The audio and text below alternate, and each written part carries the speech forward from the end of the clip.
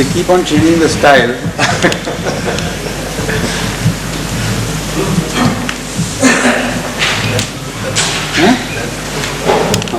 बाद में कर लेंगे, बाद में कर लेंगे. ये तो आज बहुत नरम कर दिया इसको. They tried to help me with good intention, of course, with the contrary results. इसको थोड़ा सख्त चीज रखो ना. When you sink deeply, you know, it hurts your muscles. हाँ? नहीं कोई सख्त चीज हो, फटे खाली ये ठीक है. Green, but I think it's much better. All right. तुम्हें बहुत वैसे पढ़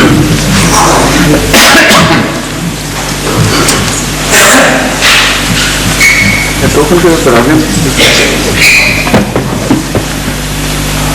أعوذ بالله من الشيطان الرجيم. بسم الله الرحمن الرحيم. الحمد لله رب العالمين.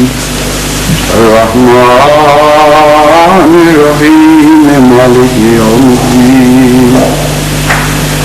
إياك نعبد وإياك نستعين. اهدنا الصراط المستقيم صراط الذين أنعمت عليهم غير المغضوب عليهم ولا الضالين.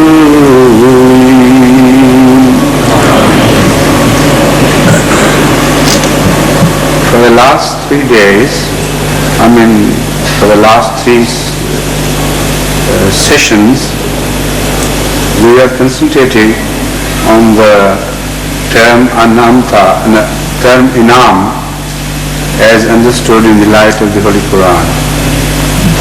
The verse under observation is Siratul Lazina Anamta Alayhim, that is the path of those whom thou hast shown thy favors.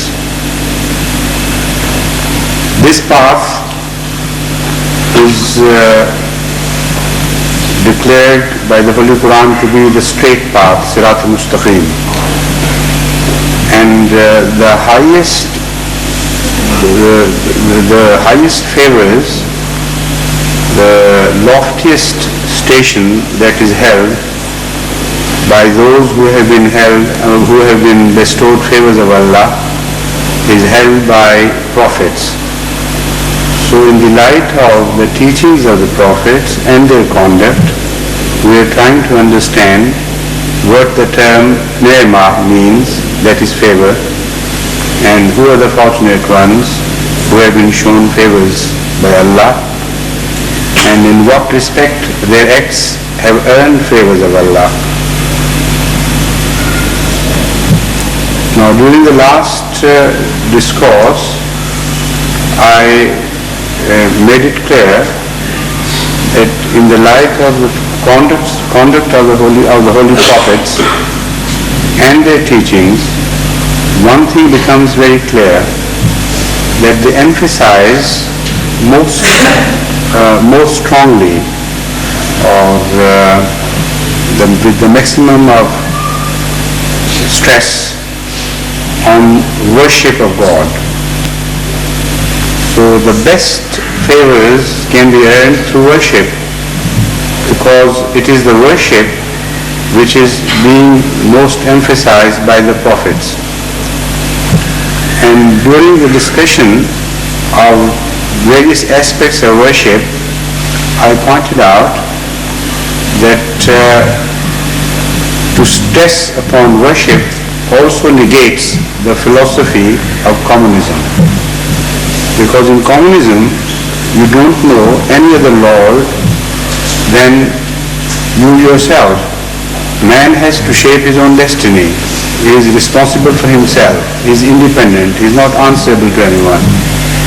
But when the concept of worship is introduced into human life, into human affairs, then man is not just what he is, he has external relationships opened towards his creator, and there is a creation relationship established, and according to the teachings of all prophets, it is by means of worship that you reach your creator, and you understand the will of the creator. And when you begin to understand the will of the creator, another aspect is added to the teachings of the prophets, that is relationship of man and man, relationship between man and man. So these were the two aspects which were discussed yesterday at some length. During that discussion, I find that because of very special stress on worship, the philosophy of communism is negated. But that is not all. Because in human relationships, as I have already established, greater stress is laid upon waging a war against all sorts of exploitations. So not only the philosophy of communism is negated, but also the philosophy of capitalism is negated. Because exploitation or permission to the freedom for man to exploit others is the essential philosophy of capitalism, if there is a philosophy to it. In reality, when you study capitalism in more detail and with greater attention, you come to the conclusion that there is a lack of philosophy in capitalism. There is no philosophy in reality. It is free for all. It is might is right. That sort of philosophy is working behind capitalistic system. In the name of freedom, you are not only permitted to safeguard your interests, but you are also permitted to usurp others' interests. And the stronger becomes the stronger against the weaker, who becomes weaker and weaker. The result is that classes are created. And all this is based on exploitation, that is freedom to exploit.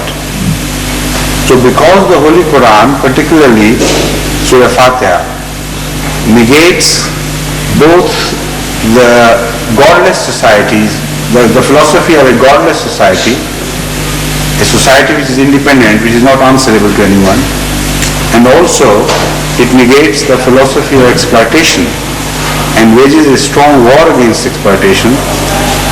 So the Islam is situated right in the middle. On both sides it has to wage wars. And this is Siratal Lazina An'amta Alayhim, because it is established very positively and unequivocally by Prophet's conduct.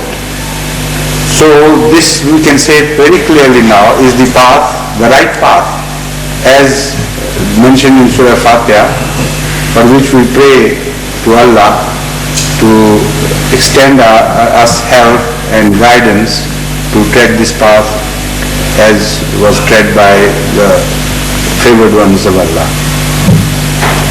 Now, when we further study that path and pursue the history of religion, we come to understand that that is not there is to religion.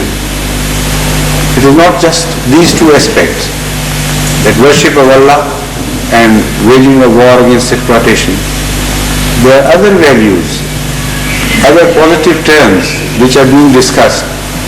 And as we proceed along the path of the prophets, starting from the earliest history to the time of Ahmad sallallahu alaihi wasallam, the founder of Islam, we observe a very interesting phenomena of widening the field of religion. It is widening and covering more and more aspects of human